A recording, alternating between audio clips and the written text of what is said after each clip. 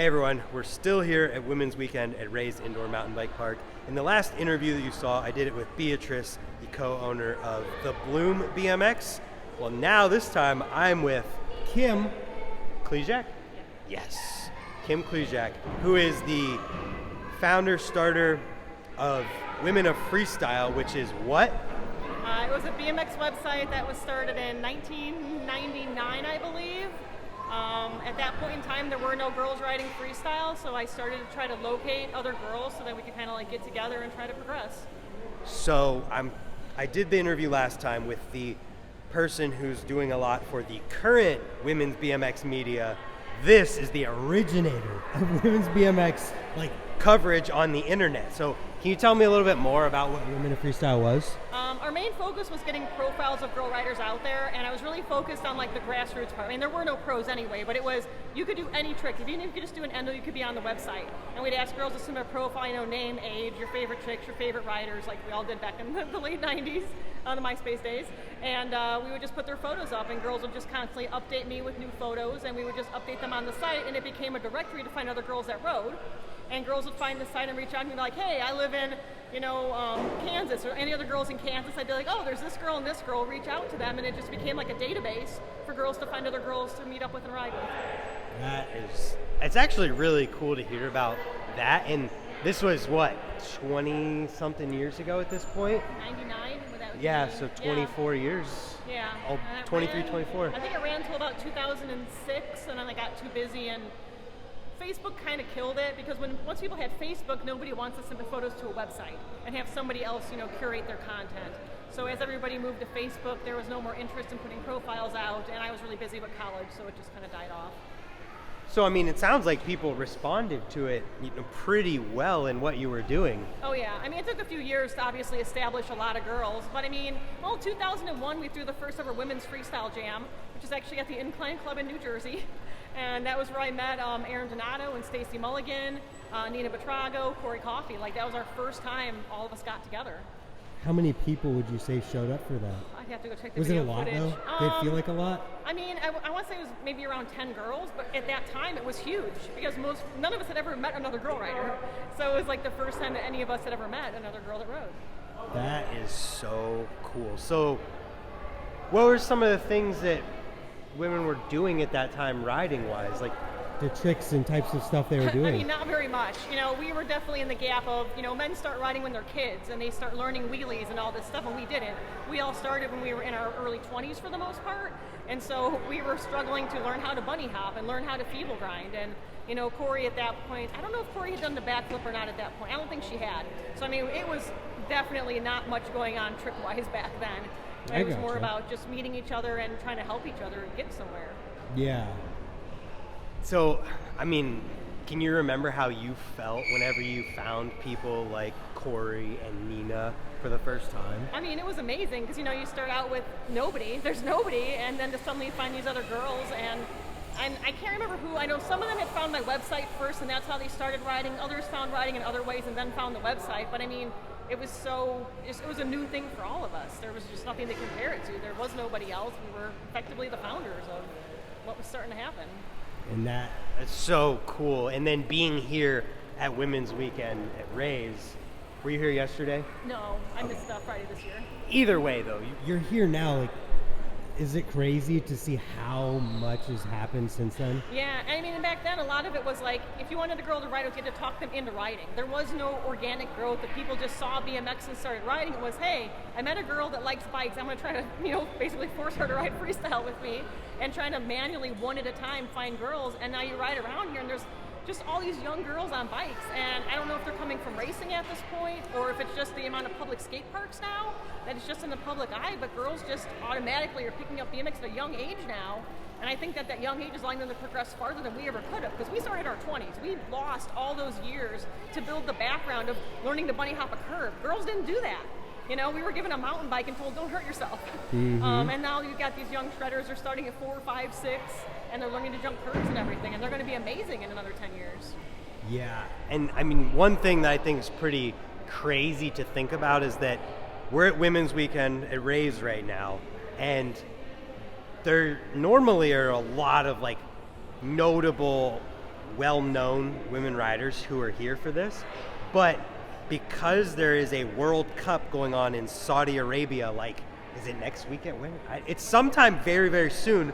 A lot of them are going to that, and I think it's honestly kind of amazing that there's an event that huge that is going on that is going on at the same time as this. I don't know, it's just cool to me. Yeah, I mean, even bigger than that to me was seeing the girls ride in the Olympics.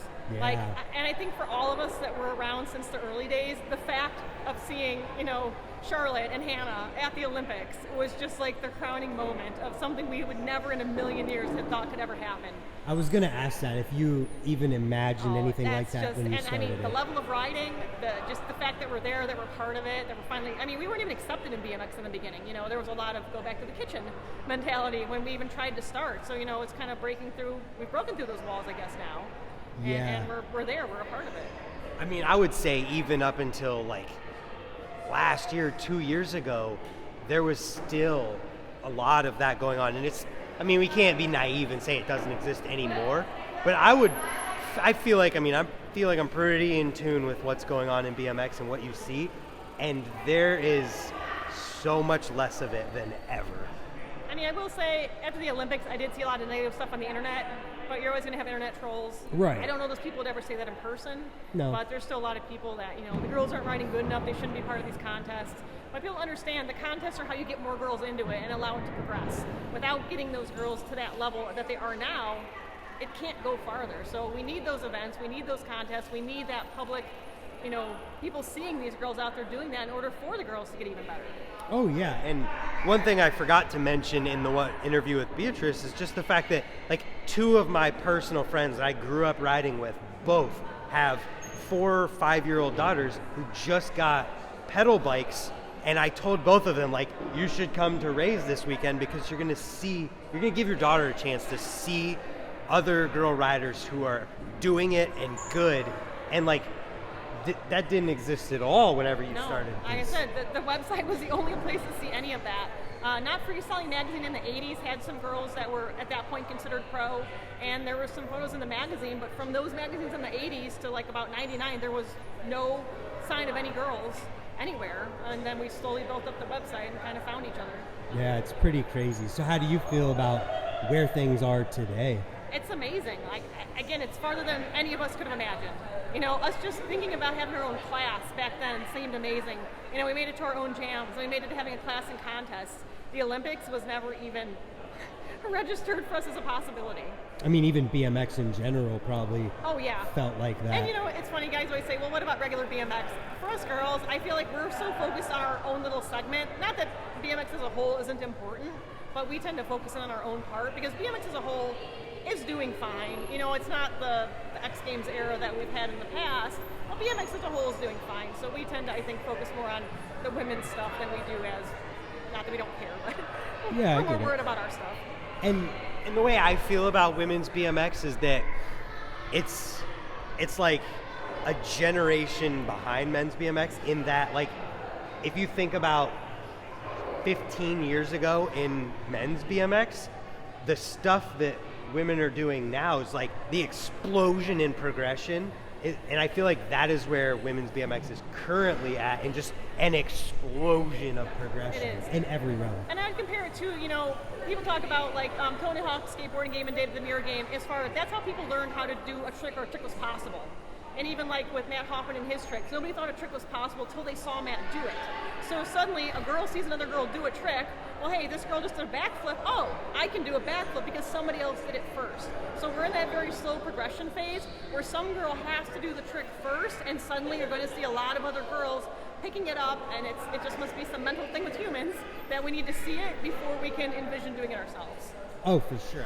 That's why you have in every realm of anything we talk about, those people who you talk about as the innovators, they're the ones who had the vision before anybody else and then did the trick. It's always going to be talked about that Charlotte was the first woman who did that 360 backflip, and forever it's going to get brought up. But what we're going to see is in the Olympics, we're going to talk about it. And we still talk about Corey Coffey doing the first regular backflip. Yeah, right.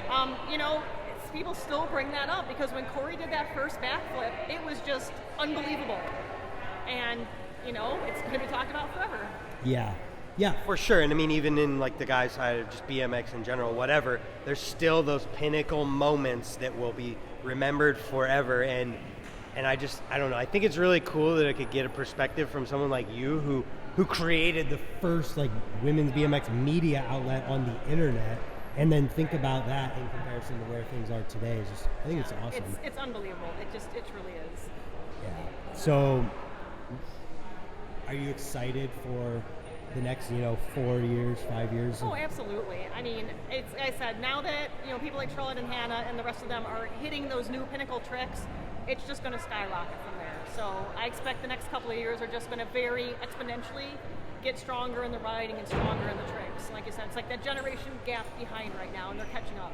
Yeah, and then even outside of the park and contest style of things, you see those young girls in Japan riding flatland who are just like mind-blowing. Japan is like just training all their children. It's insane. Yeah. Like, we can't even comprehend that. And we still don't see much of what's happening there, but then like a little bit of clips will sneak out here and there, and it is crazy. And it's really sad. The U.S. is so far behind in flatland. Like, we have no professional flatland in the U.S. almost, but Japan and a few other countries, they are starting to train their kids up for that, and the riding is insane. I just have a feeling that we're going to see, in 5 to 10 years, similar to how there was the Australian, like, freestyle BMX era of, like, you could argue it's still happening now, but there was definitely a period of time where it was like Australian dudes were just on the map, killing it everywhere. I think we're going to see that with Japan in regards to flatland and potentially other areas too. I mean, Japan already largely dominates men's flatland. We just got to get the girls, up to speed too, because there's a push to try to get flatland in the Olympics also, and we're lacking on the women's side.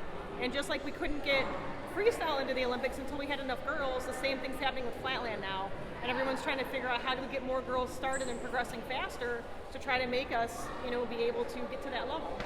Let them compete at 6. Let all the young ones compete. There's a lot of them. And then the other aspect is the street side of things. I think it's on a similar trajectory. It's just not quite bumped up into the same like time period as park has, where you're seeing a lot of women riding street and doing amazing things. And I think just next 5 to 10 years, it's just going to explode. Yeah, you feel the same way? All of it.